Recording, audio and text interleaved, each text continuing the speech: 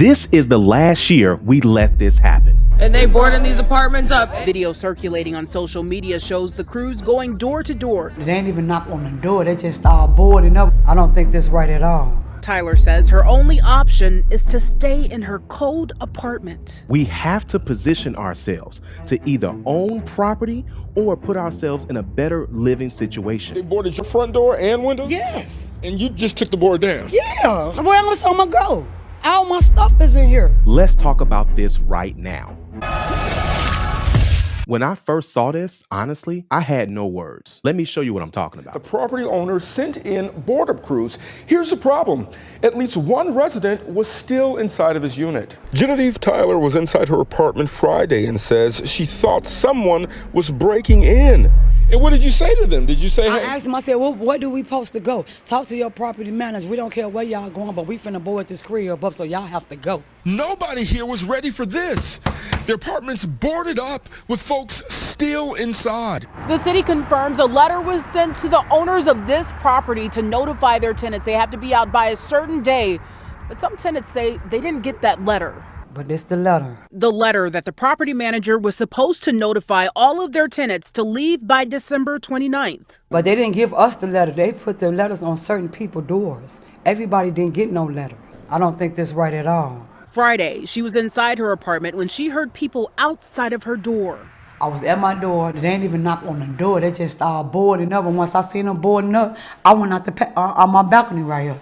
And once I walked down the stairs, they just started boarding up all the cribs. And they boarding these apartments up. Video circulating on social media shows the crews going door to door, plastering the boards on the windows and doors. When they don't care to talk to your property manager. Tyler says her only option is to stay in her cold apartment. I can't even cry no more. I don't know what to do at this point. I don't know. I don't want to leave because I don't have nowhere to go. I don't want to sit outside in the cold. So I'd rather sit in here. It's cold in here. I'd rather stay in here than it is outside. They boarded your front door and window? Yes. And you just took the board down? Yeah. Where else am I gonna go? All my stuff is in here. Apartment residents boarded up inside their own homes as a landlord tries to force them out. And now many are facing the very real threat of living on the streets. Listen, everyone, we have to stop dealing with slumlords, landlords that don't care about anything but the money, property management companies that don't do anything but just collect the rent. This is the year we stop letting this stuff happen. But here's the thing. Things happen like this every single day. It's probably happened to some of you guys. Matter of fact, if you or someone that you know has experienced something like this, tell us about it in the comments below. Listen, we will keep being in this bad credit circle for life unless we do something about it. Most people make the money to do something, but they keep putting it off. It doesn't have to be homeownership necessarily, but it should at least put you and your family in a better living situation. There are many great landlords out here. Me and my wife are one of them. We ain't never boarded nobody's property up. Well, no, I'm kidding. But that's the thing. There are many great landlords out here, but you have to show them that they can trust you.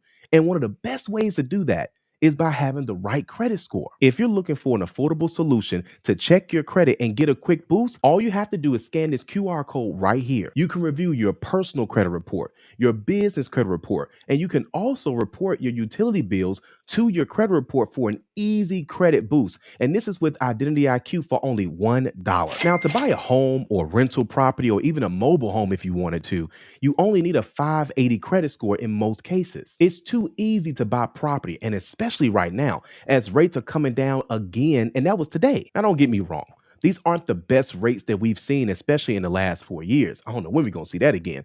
But one thing for sure is that you can purchase this year and refinance this same exact year if the numbers make sense. Now, you can purchase this year and refinance to get a lower monthly payment this year as well if the numbers make sense to you. You know what? Let me just give you the full list of what you need to go into homeownership this year if you want to buy a single family home, a rental property to rent out, not to board up no tenants, but to rent out, a condo or townhome, or even a mobile home. Number one is going to be obviously income. Now, in most states, $15 an hour is going to get you the minimum approval amount.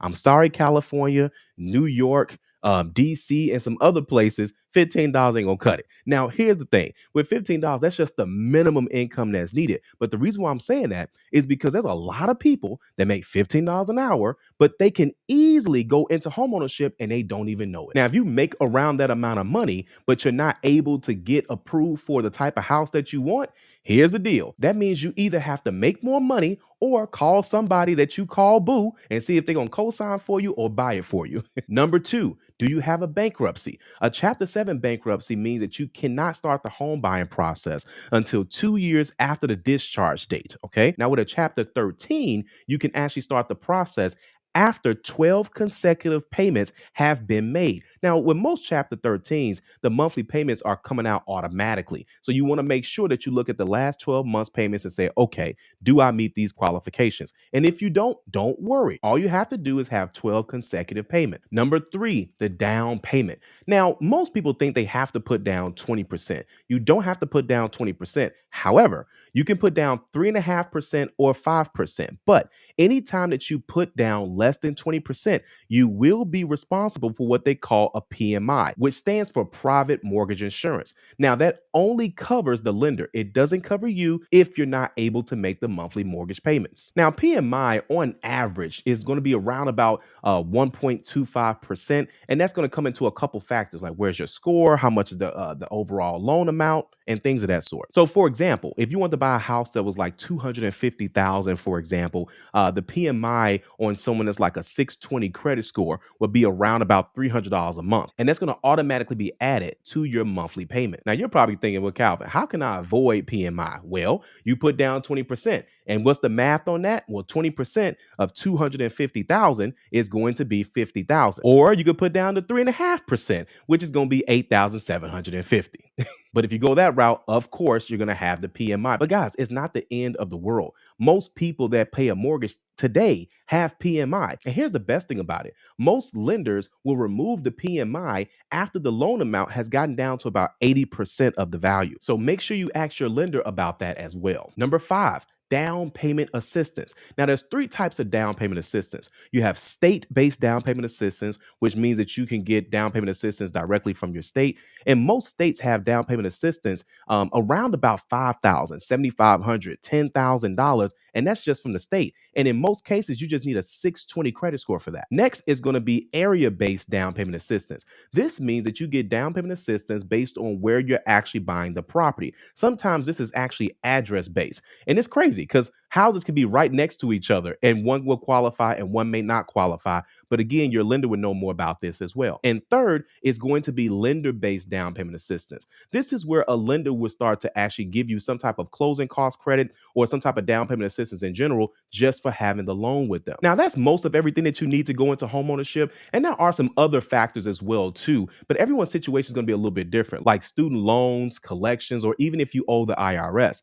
None of that stuff will keep you necessarily from going into homeownership, but it may put you in a position where you may need to have a cosigner or it may affect your buying power overall. Now, if you want a professional to take a look at your credit report and tell you exactly what you need to do to get yourself in position this year to go into homeownership, you have a couple different options. You can go with our 90-day credit challenge, which just started. So you still got some time for that at the time of this video. If it's not at the time of this video, unfortunately, don't worry. We'll be having another one at some point soon. I can help you. You can learn more about this in the link down below. I just want you to be in position this year to make whatever move you are trying to make. I'll see you at the next video.